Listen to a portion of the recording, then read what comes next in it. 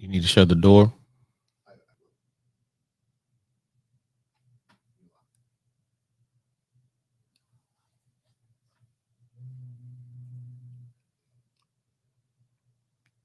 All right, y'all. Bring my music in so we can dance a little bit, get things going here at the 11th hour. It's a little loud. I know it is. I know it is, but that's all right. We here to have some fun today.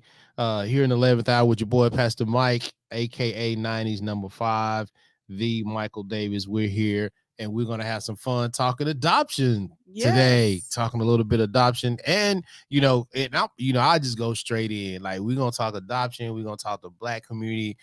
How we need to step up our game and do these types of things. So, and we're going to talk about how that works, how it doesn't work, what's the fun, what's the bitterness of it all. And because I've got some stories to tell y'all about my experience with adoption. So I'm looking forward to it. So I have a super, super special guest this morning and so excited to have her on board. So, I usually ask people to write me a little bit something about them so I can share with the people. Yeah, that don't never work. So best laid plans. That's right. That's right. So, and all of that. And that way I don't make any mistakes. I don't get anything wrong. So I'm going to let you introduce yourself. Tell us who you are and what you do. My name is Desirre Williams, and I am an adoption counselor with Catholic Charities. Okay.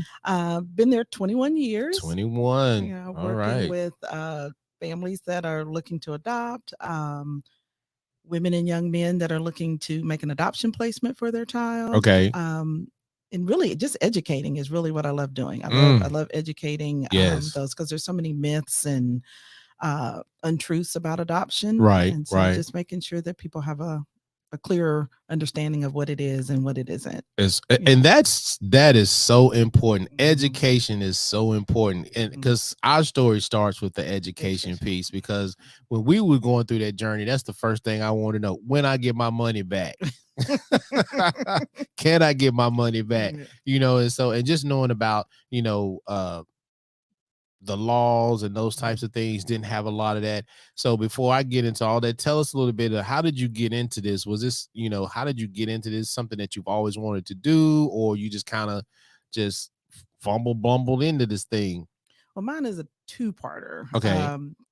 First part, I stumbled into it. I had Catholic Charities had or the state had a contract with Catholic Charities when I worked for the Department of Children's Services. Okay. So I had met some ladies while working in Montgomery County, and the lady that was in the position that I'm in prior to, military family, so they had gotten orders to get ready to leave. And so some friends called and said, "Hey, this position is coming open. How about you apply for it?" I'm like, well, you know what? Yeah, I'll do that. I was actually working for the advocacy center by that point in Montgomery County. So I'm like, I'll apply. I really didn't even know what I was applying for. I just applied. I just thought, okay, it'll be something different. Interviewed for the job, sounded good. Got the call back, "Hey, you're hired." I'm like, okay. So started January 2001. January. Yeah. And so had done a wee bit of adoptions when I worked for the state. But as I got into it, first of all, I love people too. I absolutely love people. I love hearing people's stories. So that was feeding something that I enjoyed doing. So as I got into it, I realized I was here for another reason. Okay. Without going too far into it, I had found myself pregnant at a young age. Okay. And so some decisions were made for me. And I feel like, had I been educated, had my mom been educated, maybe some different decisions would have been made. And so, I mean, I sat there and literally it was like this spiritual moment, just like, okay, you're here to educate. You're here to educate, whether a young woman or couple decides to make an adoption plan, you be there to help them understand what is and what isn't, and then whatever decision they make, they will make an informed decision. So kind of the process of what you went through a little bit kind of helped you in the journey of the education piece, because I ain't trying to apply anything, I'm just saying some of the things that you would have done some things differently yourself. Is that what you're saying? Yes. Okay. So what is it that you want to accomplish at Catholic Charities? And I know you spoke about the education, but what is the some of the bigger things you want to try to do while you're there? Of course, educating on many different levels, giving a voice to the voiceless, because Mm. sometimes our young people, when they find themselves, and it's not all young people, because I've worked with women and couples from teenagers. Uh-huh. The oldest mom, actually, it was a couple. They weren't married, but she was 42 and he was 44. Wow. They had Okay. both been in the corporate world, and 2008 when everything happened, Mhm. they both lost jobs and got into drugs, Wow. and um, both had children from previous relationships, but then found themselves pregnant with twins. Right. Ooh, And twins. and they weren't ready to give up their drugs just yet. Right. So, but they Oh did stop man. long enough to make an adoption plan That's cool. for the twins. And actually, those twins are doing awesome. Really. They're doing That's good. That's awesome. good. Yeah, You know that, and I hate to cut you off, because that's what I do. I cut people off. that's all But right. Cut it up. but I mean, I think, a lot of people don't even know that. Like, when you, like you said, when people think of adoption, we think of teenagers, young moms. We don't think that they're older, people that really give up their kids for adoption too, because we would think that's unheard of. Like, we would think, okay, you in your 40s, come on, you know better. Like, not know better as far as getting pregnant, but giving up your child for adoption. So do you have a lot of parents in that, not, older than just, 19 and 16 and that kind of age? Yes, so the average age will run about 18 to 25. Wow. Okay. But we see, 30s and 40s, married couples. Sometimes there are married couples that are like, one more child will just put us over the edge. Right. Or maybe this child is, was conceived, out of an extramarital affair. Mhm. And, in order to save our marriage, we, may need to look at making an adoption plan. Okay. So yeah, so they run the gamut from, the age runs the gamut. We've worked with as young as 13. Wow. Mhm. So for you, okay, so how do you balance your emotions with that? Because I know, for me, I'm just saying, emotionally, how do you separate from a 13-year-old? Okay, I get her, but you're a family. Like, Mhm. how do you separate your emotions, or it's just business as usual? It's kind of a mixed bag, and Okay. it depends on the day. I do find myself sometimes going into mama mode with the younger Right. group. Okay. It's just mama bear, and Right. then my girls, get lectures at home. Right. Hey. Yeah. Yeah. Yeah. And then with older clients, it is more of, let's look at the bigger picture, because the conversations can move a little differently Okay. because they have some life experience. And let's just really look at the bigger picture. I mean, and that's across the board. Let's look at the bigger picture. Who's your support system? Let's look at your finances. Okay. Where are you emotionally? Where are you physically? Just where are you in your headspace? So when they do come to make that decision, they've made it looking at everything. Right. Everything. All right. So, do you need a license or anything to do what you do, or I'm just curious, did you go through a training process, or they just, like you said, just threw you to the wolves and said, go do your thing? Well, our agency is licensed. Like, Okay. we just had our yearly licensing review. So once a year, Department of Children's Services, they have a licensing department. They'll come in and review records, making sure we're following, all procedures. And so license is renewed every year. Okay. As individuals, we don't. And now when I came in under experience of working with families. And I have a bachelor's degree, but now most agencies require adoption counselors to have a master's degree. Okay. Now, you said you work with the Department of Children's Services, right? Now, what did you do with them? I was a foster care case manager. Oh, foster care. Now, I know you guys was stories with that one now. So how was that experience? It wasn't so much the families. Okay. We just know people have hard times. People just have hard times. People are products of their environment. So you have parents that just, for the lack of, understanding, just didn't know better, Right. Or just didn't have the support that they needed. But it was really the bureaucracy that drove me away. Really? Okay. It was a red tape when you have the higher ups getting in the way of you doing your job. That's an issue. I mean, is this, that's like a lot of places, because, okay, so I'm gonna just say this. I know I'm not gonna get in trouble because I've been gone for a long time. But it's the same way when I was a police officer for about 5 years, and man, that's what really drove me away. I enjoyed my job, I enjoyed what I did, but it's just like it was just so much red tape, and and the abuse of the system was just too much. I was just like, this is why a lot of people can't get ahead. Like really, like this is why you can't. I mean, you're out here doing your job, doing what you're supposed to do, but then those that are up are just, I'm gonna just say, just jacking it all up. And Right. so excuse me, y'all, but it's podcast. We can do that, but and they just make you feel like, what's the point? I mean, we're all human. We got limits and places where we just say enough is enough. So let me ask you a couple of questions. What do you feel is the most important thing that Catholic Charities provide? So Catholic Charities is the umbrella. Okay. And so we have numerous programs under that umbrella. So from refugee services, we have short-term assistance. Okay. We're always getting in on some kind of grant. Like when the bombing downtown Nashville, we got in on monies to help disperse monies out, the flood, things like that. Okay. We also have our pregnancy counseling and adoption program. Yeah. So we look at helping people to be more self-sufficient, Right. Okay. Helping them in that short term. Sometimes there's some long-term situations. We also have a counseling program. We have a program called Hope that works with children that have been affected by homicide, either directly or indirectly. Okay. So providing counseling, play therapy. Okay. Such, So can anybody use Catholic Charities? Or how does that work? Can anybody just walk in and just ask for help, or how do y'all do that? Anybody can walk in and ask for help, and depending on the program that they would receive help from, there may be particular requirements in reference to that program. Okay, so adoption. This is what we're about. This is what we're here to talk about today. So I want to share just a little bit about what our process was. I'm gonna try to do, what is it called, the Cliff Note version, the quick version.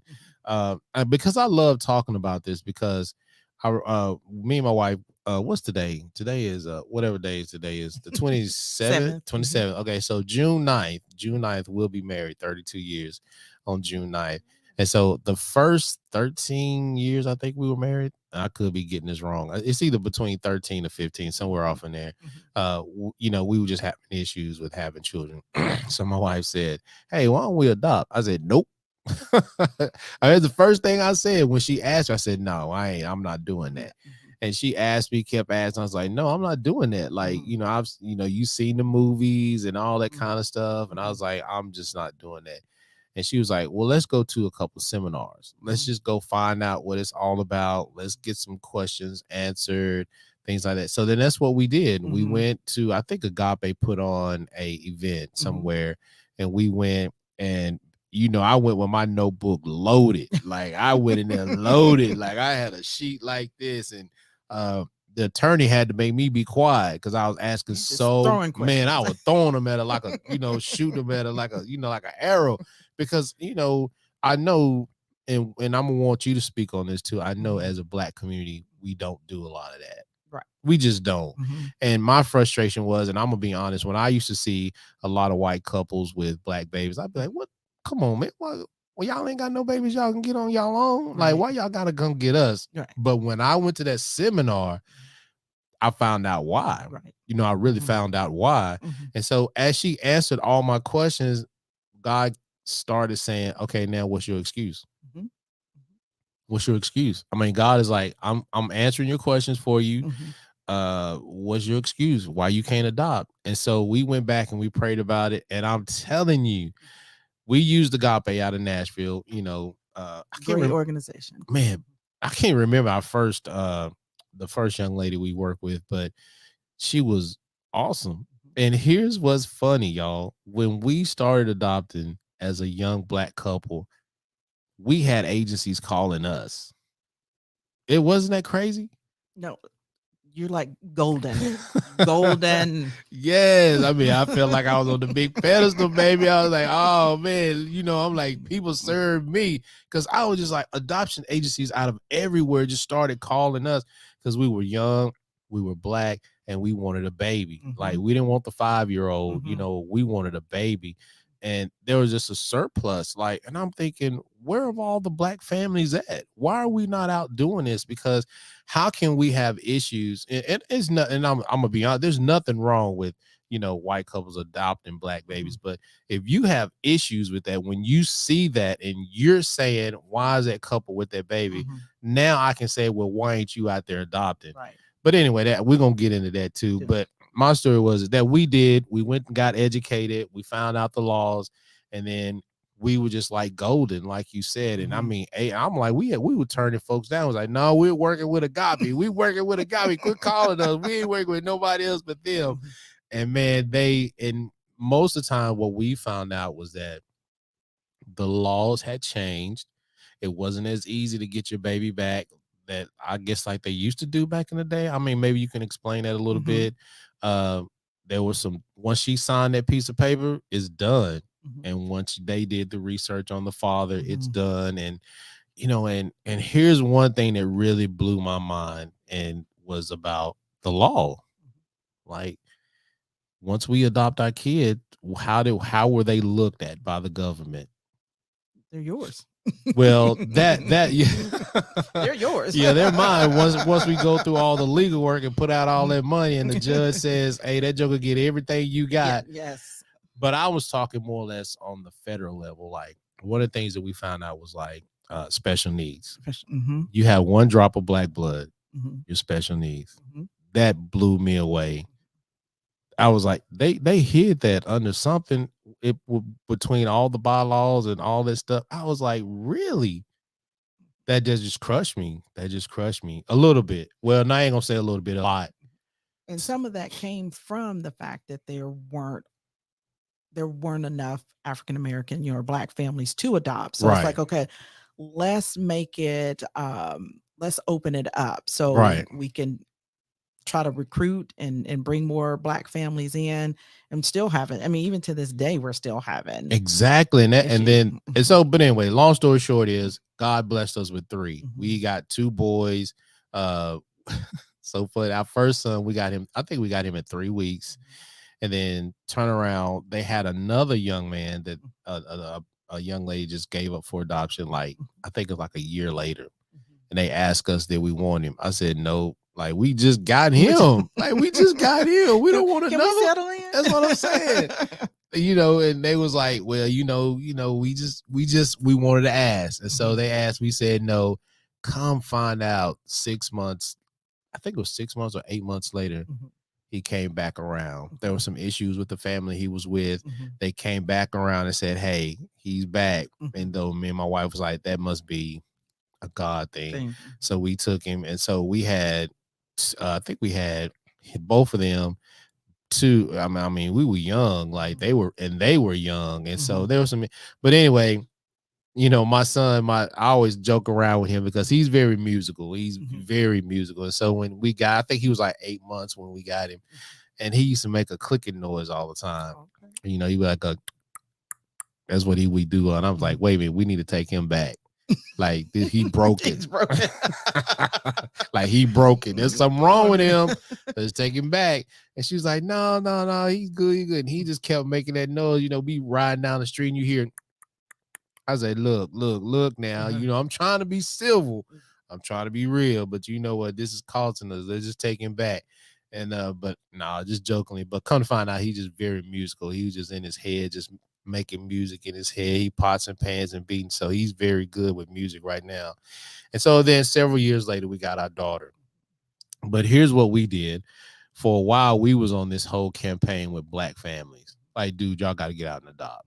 Like, this is ridiculous. Like, we need to get out here and get our own kids. And you can say whatever you want to say. I'm not a big politically correct guy, so I get in trouble a lot with the stuff that I say. But seriously, I was like, as black people, we need to get out and adopt our kids. I know the whole thought is, well, they ain't mine, or you take care. I got enough stuff I need to do, but then you can't turn around and complain about what you see. Right. You can't do that. So we went on this whole campaign. So I think my wife, man, she was on this thing deep. I think she had like 4 or 5 of her friends end up adopting, and maybe in different states and things like that. So I want you to speak on, the laws, how they have changed, how they're not the same. and maybe I might need to slow down because I might. That's all right. Shoot the So, questions out. you Shoot know, them the out. laws, how they have changed, and then especially with the Black families, what have you been seeing, and what would you like to see for us to do? And I'm gonna let you talk about that for a little bit. And I may interrupt you here and there, You but go right ahead. you go ahead and give us that. So with the laws, and I'll speak on Tennessee. Okay. So everything leading up to placement is a plan. It's educating, Right. it's grief work, it's, what's going to happen. Is this a situation where the mom couple has come prior to the baby being born? So looking at hospital plans, allowing them to select a family so they're able to select the family that their child is placed with. Meet the family, talk about what things will look like once child is placed. You're going to share pictures and letters, or you're looking at an ongoing, relationship. And so then once child is born, the earliest they can sign is 4 days after birth. Right. Okay. In all the years I've done this, I've only been to court once on the fourth day. Yeah, just because you can't make the appointment until after baby's born. Okay. And then you're at the mercy of the courts. Right. When can you get in? So it's usually about a week and a half, 2 weeks, longer, depending on, sometimes we'll get phone calls after baby's born. Right. So, but once you get to court, so even with that, then you're going over paperwork with everybody. In an agency situation, the agency takes guardianship for the most part. Sometimes you still will do an independent where the family takes the guardianship. But once the mother signs, it's called a surrender. Once she signs, then in the state of Tennessee, she has what's called a 3-day revocation period. And so once she signs, she has 3 days in which she can change her mind. And that third day has to fall on a business day. So if it falls on a weekend or holiday, it bumps to the next business day because it has to be a day that the courts are open. Okay, I got you. Okay. After that is written in stone. She can't come back. Now, if they're going to change their mind, they're going to change it at the hospital or before a baby is born. Because really, all the moms I've worked with, by the time we get to court, it's just formality. Yeah, in their minds, it's done. They've made up their mind. They feel good about their situation, and so it's just like this is formality. It's emotional, but it's formality. Oh yeah, and because I told you I'm Mr. Cutoff Man. That's what I do.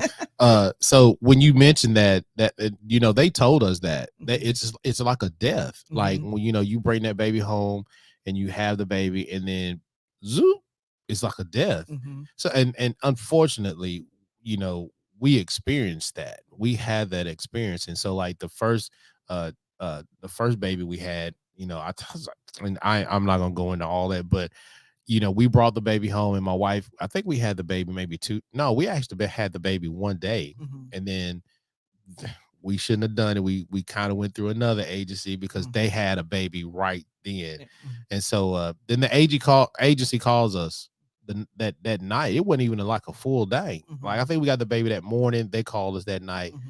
The mom changed her mind. Right. Oh, I'm telling you, that's the worst feeling in the world. Mm-hmm. It was the worst feeling for my wife in the world, and for me too, but really for her, right? We've waited, 15 years to have a baby, and then just like that is gone. And so you're right. That thing right there can be detrimental to a couple, and even to the mom itself. So I'm Mr. Cutoff. So go ahead, keep going. Right. Now, speaking of laws changing, they changed about 4 or 5 years ago. Okay. There used to be a 10-day revocation period that the moms had.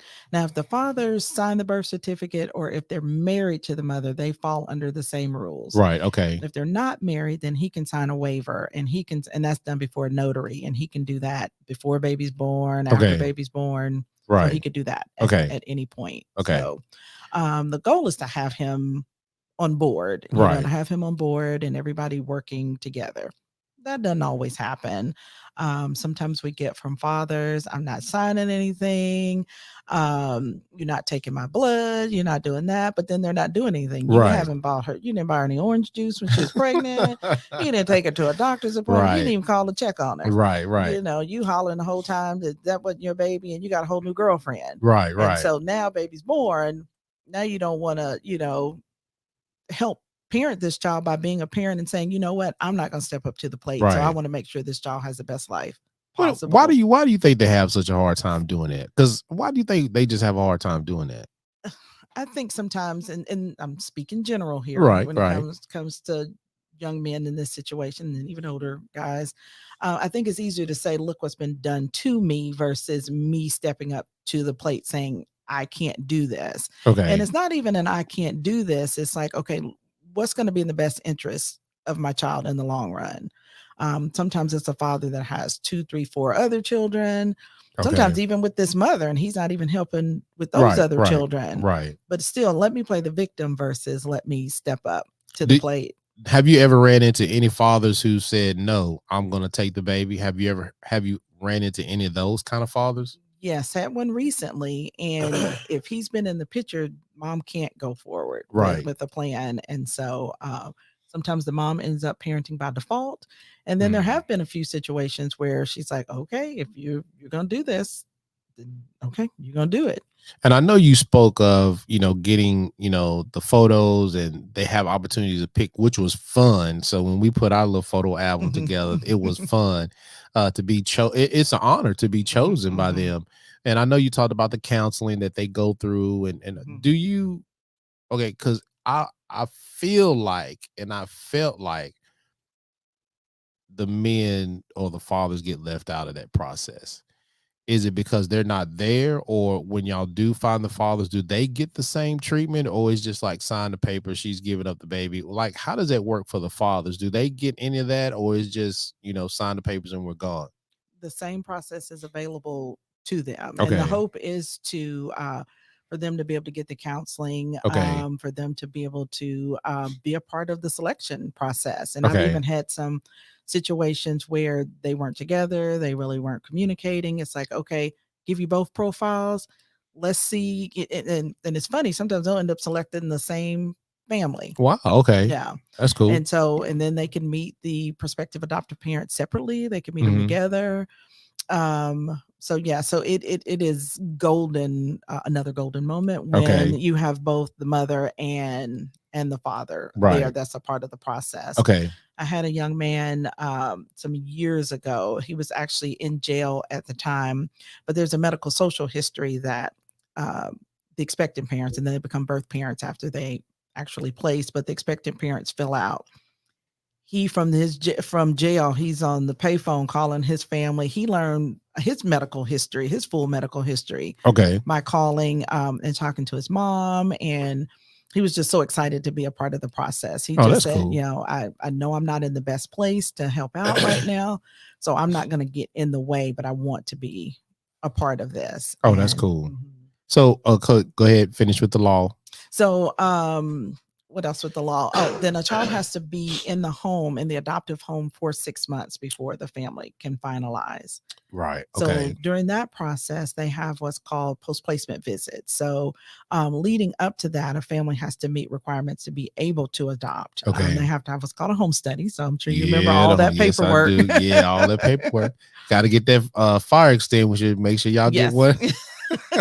And a fire extinguisher and no smoke detectors. Yeah, you got to have them. Got to have them.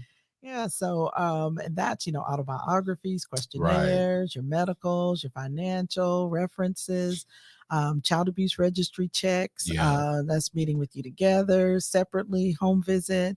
So that's what you do to meet the requirements to be able to adopt. So then once a child is placed, then you have the post-placement visits. How's everyone transitioning? How are you all doing? Are you Yeah. settling in? How is the child doing? Doctor's appointments. Are they eating, sleeping, bowel movements, all the fun stuff with Right. babies. And if there are issues, or if there's some medical things, are you following the recommendation of the specialist? Are you Right. following up with those things? How is your extended family adjusting? Because it takes that village. It does. And so it's educating your family with that as well. And then if there's ongoing communication with the birth family, how is that going? Right. And then at the end of that 6 months, securing an attorney, and then Yeah. going before the judge to be able to finalize. Now you keep talking about the families. Can you explain the difference between an open and a closed adoption? We don't like the word closed. Okay, well, I didn't know that's what they used with us back in the day.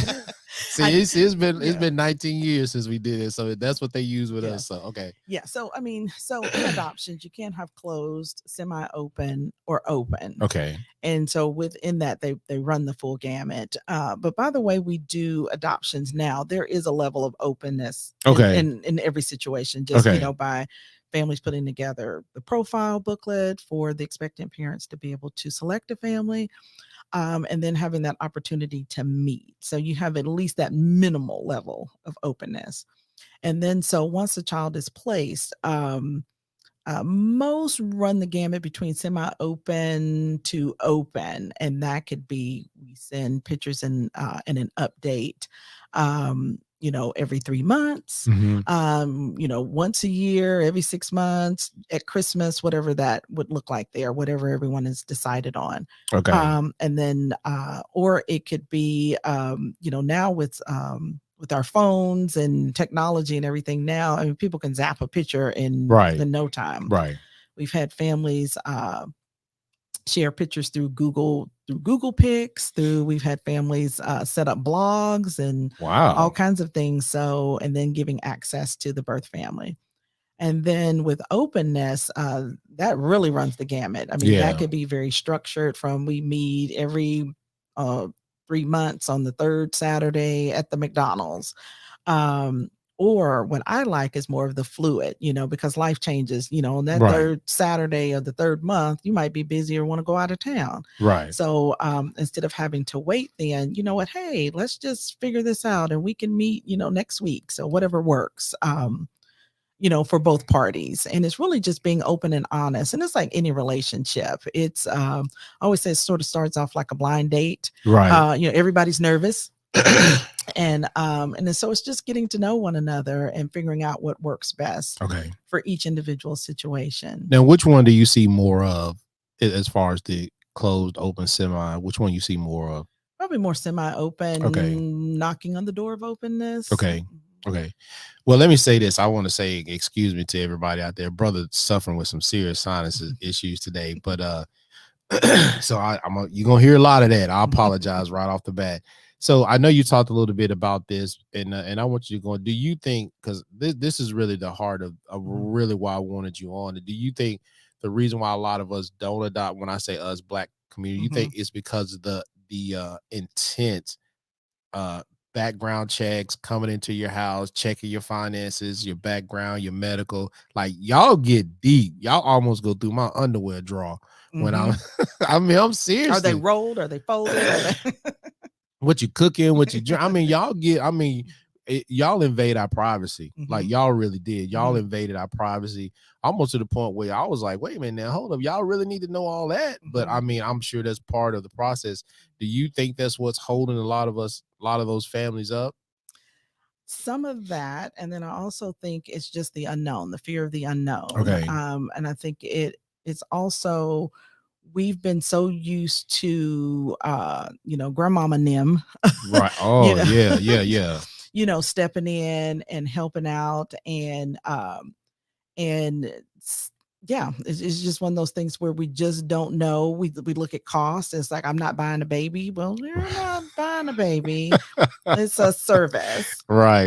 It's a service. Now you'll go spend a whole bunch on a picture or some earrings or something. And so you're paying for a service, is what the fees are for. So a lot of people get hung up on the fees, and then the fact, I don't know what we're going to get, if we That's adopt true. a child. That's true. You don't know what you're going to get in your own family. That's right. There's, mental health issues, alcoholism, diabetes, high blood pressure, all that runs. Autism. Yes. Yeah, it's just everything. Yeah. And it's just been a lot of things that we haven't wanted to talk about. Right. And so you have to talk about it if you bring somebody else in the door. But I think even though I was joking when I was, trust me, y'all, I was just joking when I was talking about my son and the clicking. But in reality, that's what people see. Like, if I buy something, and unfortunately, that's how they see it. If I'm putting my money out, I want this perfect child. And if he's not perfect or she's not perfect, then what do we do? And I that's a great point. I really believe that. I think that's a great point, that's how we look at it, instead of just saying, look at these opportunities that you have. And maybe they also see it as a burden. Like, I don't want nobody else's burden, you know. But we all have our own in-house We burdens. do. Yes. We do. But I'm telling y'all, man, there's nothing like the joy of the way. Now, I don't know if you guys did it. I'm just bragging on the God. I just know that they did the celebration for us. Yes. They brought the families in, and it was beautiful because, you know, when our first son, when we adopted him, we was able to bring our grandparents in. We brought, you know, people from the church. We just brought, and they did this whole ceremony. Dude, it was just cool, you know. And so we did it with all of ours, except for we didn't do it for our youngest one. You owe her. Yeah, we do. No lie, we do. We owe her for real. So how do y'all get the birth parents? Do they come to y'all? Do y'all look for them? Or, you know, how do y'all mostly get those types of parents? So we work with crisis pregnancy centers, Okay. hospitals. There are a couple of hospitals that have my cell number, and they'll just call me Call you directly. We're in the process now because you have to educate, you know, as soon as you think you've educated everyone, you got to start all over again. So we're looking at getting info out to churches and hospitals, OBGYNs, anybody that'll listen, anywhere where a pregnant woman might be, Okay. anywhere where a couple might be that wants to, that's thinking about adoption. Because at the end of the day, I keep coming back to education. We actually talk to way more people than actually go through the process. Through the process. And so it's really just about, you know, this is an option. This is an option for those that are dealing with an unplanned pregnancy and not sure what they want to do. It's also an option for families that either this would be the only way that they could be parents. And we see a lot of families that are like, we've just always wanted to adopt. Right. And they already have their own. They already have biological children, and they just want a bunch of kids. Right. Yeah. Rainbow Coalition going on over there. And I mean, and that's fine, and that's beautiful, right? Because there are children and families out there that need to know, you know, just need to be educated. Yeah. So what are some of the things that we could do, like, because I mean, you know, do y'all target like Black churches, Black organizations, or do y'all do those types of things to get the word out that, you know, we need to be a bigger part of this thing than just sitting back and pointing fingers and talking? We have in the past, and that's something that we're gearing up to do again, to work with. And we had an intern last year, and that's one of her missions as well, is to get out, you know, to the Black churches, you know, organizations, fraternities, sororities, Eastern Stars, Eastern Stars. That's my mama right there, boy. Them Eastern Stars. You know, because if nothing else, it may not be information for you, right? But if you're educated and you come across someone and have a conversation, you can educate someone else. Exactly. So. And I'm gonna tell you that's what really got me, was just being educated to know what my rights was and what to expect and what not to expect. But that part of it was still hard when, you know, you get that phone call and say, well, you know, the mom has decided she wants. I mean, that's still hard. Like that part was still hard. But when you go to the courthouse and your family's all dressed up and the judge is there and he's taking pictures with you and telling you how great this moment is, I mean, that's priceless. Like that's priceless. And then, you know, I think we got our first son on Mother's Day weekend.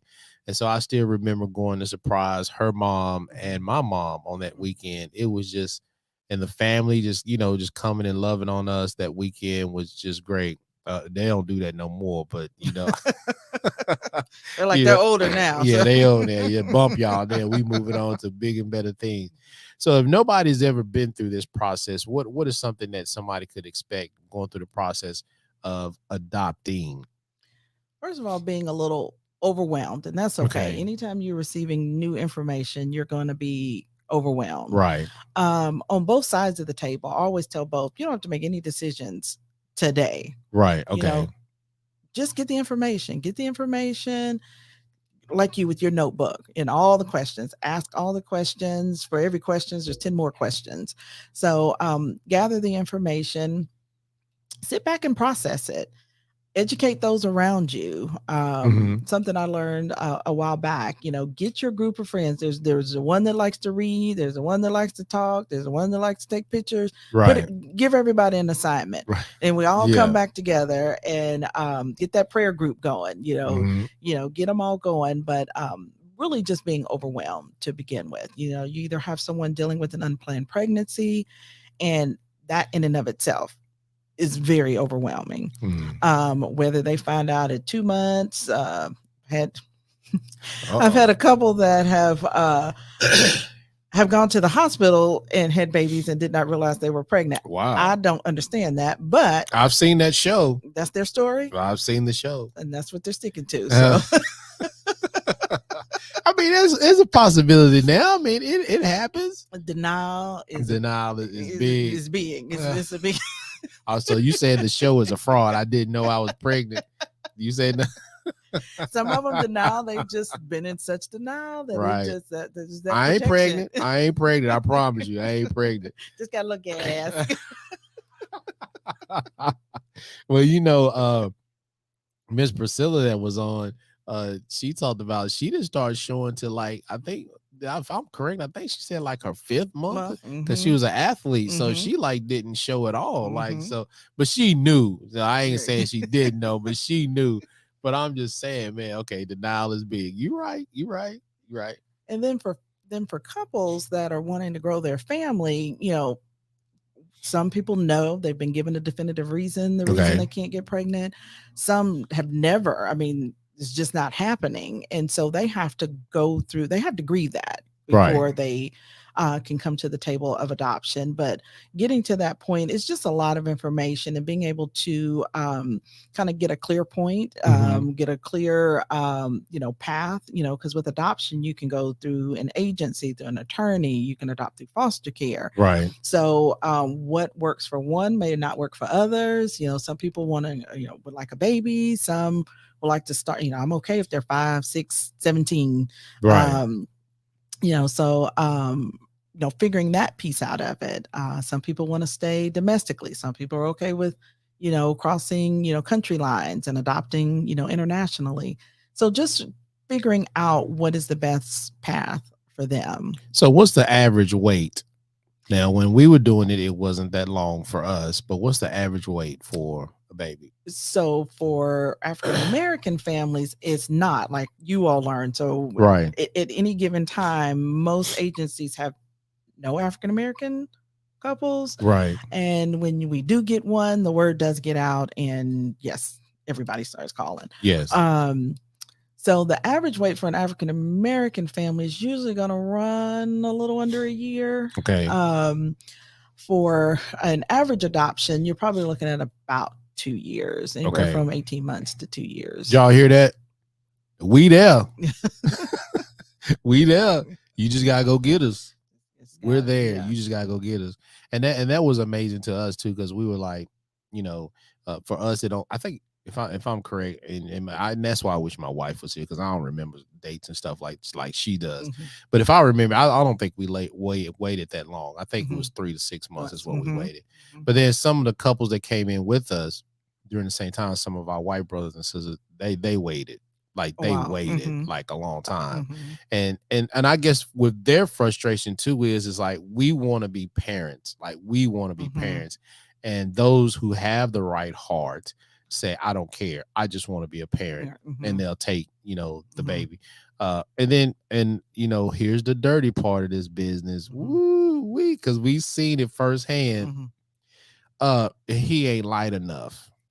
His hair is not good enough. He don't have the color eyes. I mean, like, come on, man. You ain't building a robot. Like, they want the particular eyes, the hair, the skin color, it's just amazing what some people really want. Like, and all that's gonna change. Yeah.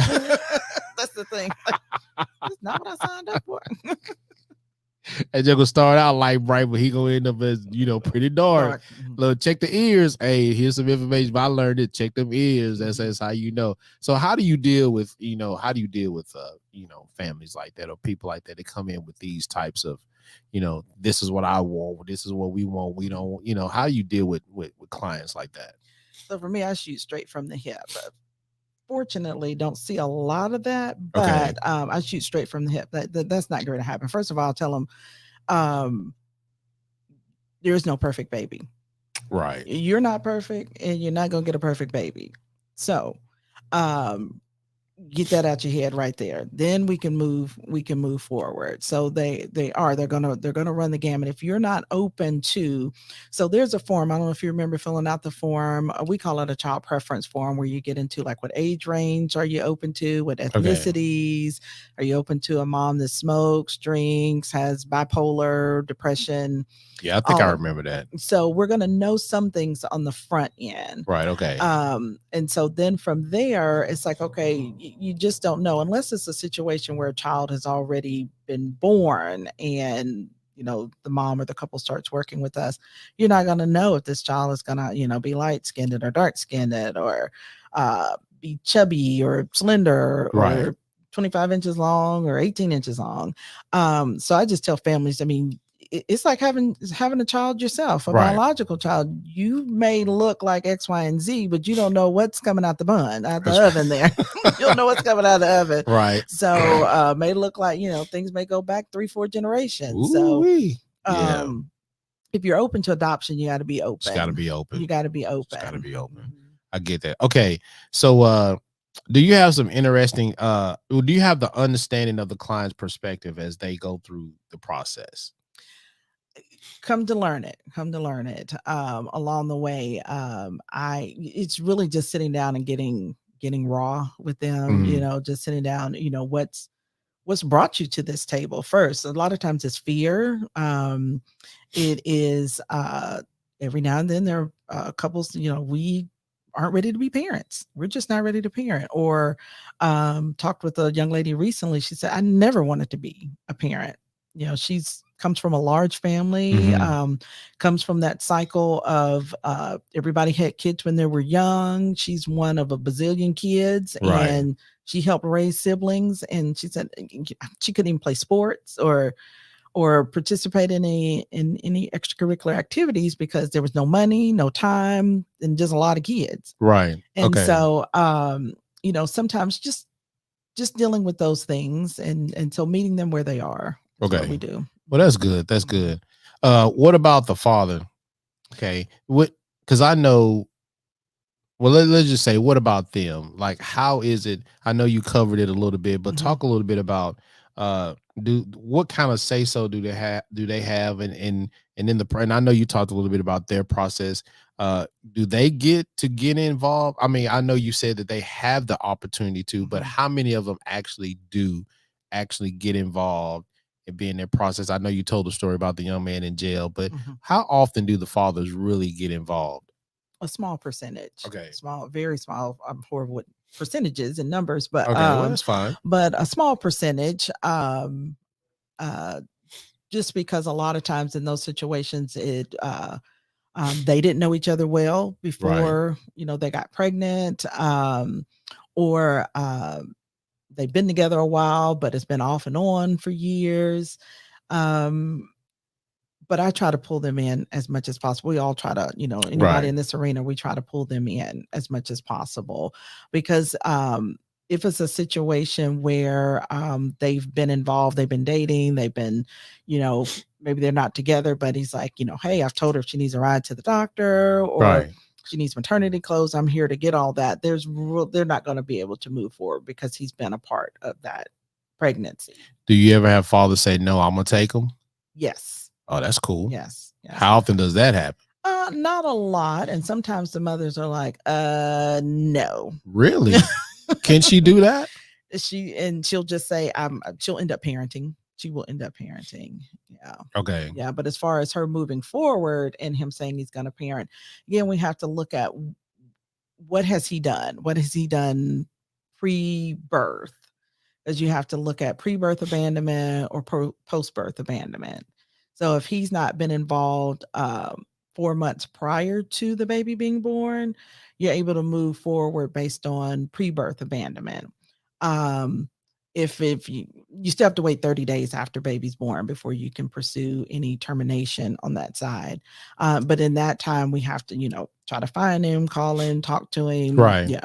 Um, if it's a situation where he's done just a little bit, but not quite enough, then we have to wait 4 months after the baby is born for post-birth abandonment.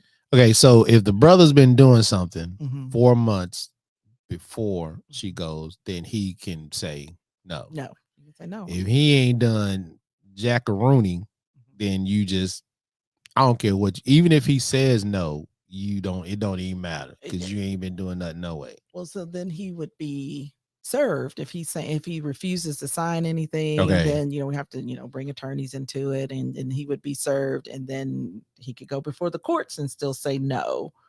And then the courts are going to be like, okay, you got X, Y, and Z. You need to, are you financially able? You have a place, you have this, you got that. But usually before it gets to that point, the moms will at that point like, okay, either I'm not going to move forward with this plan, or or a lot of times the gentleman won't show up for court. Okay, cool. All right, y'all. We talking to Miss Williams from the Catholic Charities, and she's informing us about adoption, which is something that I think we all need to do, especially in our community. You know what I mean when I say our community. So we need to step up to the plate and do what we need to do for these kids out here, because I mean, I was one of them. And I know I keep saying this over and over. I was one of them. I was one of those that pointed like, why they got them black babies? Like, come on, what we doing, y'all? But then when we got into it and found out why, then I was like, okay, I need to do my part. You don't have to be rich. I mean, you don't have to be wealthy. You just have to be open, like you said, open and willing and available, because they are there. And then I think if we look at it like that, because we can offer something, because I'll look at it like this. I always say God placed these children in our lives for a reason. Yes. I know he did. I know he placed these children in our life for a reason. And I think, because when we go through the process, and I'm not Catholic Charities, I'm sure y'all probably do the same thing, is that y'all counsel us tremendously. And then y'all always keep us like, hey, y'all doing the right thing. Y'all are doing the right thing. Y'all are giving these kids a life. And I know we always say it on this level, like, because I didn't understand. I was like, how could you give your child up for adoption? That's what I used to say. Like, how do you do that? Like, why don't you just keep your own kid? But when you're talking and I heard what I went through, was like, sometimes it's best for the child. You don't want to go the other route. Right. You most definitely don't want to do that one. So if you don't want to do that one, what's the best thing? Because now that mother and the father, because we leave them out, because most time when we say adoption, we don't include him, because we say he a deadbeat anyway, he ain't doing that no way. But for those that are involved, it's hard for him too. And like you just mentioned, which I don't know if a lot of people even knew, couples give up their kids. That's tough on them. Like, that's hard. So that's a love that's deeper than we could ever imagine. I mean, it's a love for us to take them, but I think it's a greater love that you're able to give them up, because you're saying they can have a better life with your family than they could with mine. And for me, that just hit me differently. I don't know about how does that hit you. How does that hit you to know that that's what they're doing? Oh, it's selfless. It's selfless on their part. And one of the things that I always look at is no one wakes up and says, I'm going to go out and get pregnant and make an adoption plan for this baby. Right. They find themselves in a situation, and it is an option that they have. And it is a parenting plan. As a parent, we have to make big decisions for our kids all the time. Exactly. And so in an adoption situation for them, they're looking outside of themselves, whatever reason, be it drugs, alcohol, just not the right timing. One more child would put them over the edge, or I just never saw myself parenting to begin with. They're stopping long enough to say, hey, I want something better for this child. Right. I've worked with prostitutes and drug addicts, and they're like, you know what? I'm not ready to stop doing what I'm doing, but I want something better for this child. I don't want to bring this child into this life that I'm in right now. And I'm gonna just say, because I'm gonna just say this, for me, that in itself is just a hard statement, that you're refusing to stop the lifestyle that you're doing for this child. That's just a hard statement in itself. But thank God that they do stop long enough to do what they need to do to get the children in your hands. Hey, I'm gonna just ask you two more questions, and then we're gonna call this a day, because man, I could talk about this all day long. Okay, 2 things. One, you can do them in either order you want to. Could you tell us what your favorite scripture is, and leave us with something that you want people to know? And my favorite scripture is Habakkuk 2:3. Okay. I put it on my phone here. All right, go ahead. Go ahead. Get your helpers out. Get your helpers out, because I need mine. I'm telling you. Oh, for the vision is yet for an appointed time, but at the end it shall speak and not lie. Though it tarry, wait for it, because it will surely come. It will not tarry. And so this has been a huge scripture for me in my life, and because sometimes I have a hard time with patience. Right. It's like, okay, guys, like, I don't need you to put your hands in it. You know, had your hands in, you know, messed it up. Now it's going to take me longer to get you where I need you to go. Right. But then also for families, I've shared it with families over the years, like, you know, you want to be parents. And so just wait. God's got a plan for you. He's got that child or children for you that need you. And so in the meantime, keep doing what you're doing. Go on vacation, keep learning, keep growing, keep doing what I need for you to do. And I'm going to bring you and your child together. Okay. And the same thing for expectant parents and now birth parents. You know, you feel like you're in this space now that, you know, life is just crazy. God's going to get you where you need to be, and he's going to bring you, you know, to that point. So we just have to be patient. We have to be actively patient. Right. Actively patient. And the last thing you want people to know? People to know that adoption is a beautiful thing. Yes. It is a beautiful thing. It's not for everybody. No. But it's a beautiful thing. There was this pastor, went to a conference some years ago, and it was a pastor out of Possum Trot, Texas. Possum Trot. Okay. And so he and his wife adopted through the foster care system in Texas, and got to the point where he brought his whole pretty much community into it, and a lot of people in the community adopted. But what he shared was everybody isn't meant to adopt, but everybody is meant to do something. Be it adopt, be it donate, be it mentor. We can all do something, and don't stand in the way of someone else trying to do it. Just because you don't feel like it would be the thing for you. Right. Don't you dare get in anyone else's way if this is what they feel like they're being led to do. So go read your book, share some information with them, help donate to their adoption fund. Yes, donate. When their child comes to be a part of their family, bring them a meal, buy that child some clothes, some toys, a puzzle or something. So there is something that we can all do. And I'm glad you said that too, because I'm glad you said that, because when we was doing in the adoption process, that's one of the things they talked to us about, you know, the financial end. And people, I ain't giving no money to them. I'm trying to take care of my own kids. You know, don't be adopting nothing. But that's not what it's all about. It's like what you said, getting people involved. Hey, I appreciate you coming on the show, coming on in the 11th hour and hanging out with us and talking adoption. Hey, y'all get out there. Like she said, it may not be for you, but if you know a couple that may be struggling and they don't know what they want to do, adoption is a great avenue and a great way to get children. And I would encourage anyone to really look them up, Catholic Charities. And I'm going to throw my own Agape, look them up. Yes. They are there to help you, and they're there to get you there. Hey, this is your boy, Pastor Mike, D. Michael Davis, a.k.a. 90s #5. Hey, that's what's popping. We'll catch you on the other side. I'm out. Peace.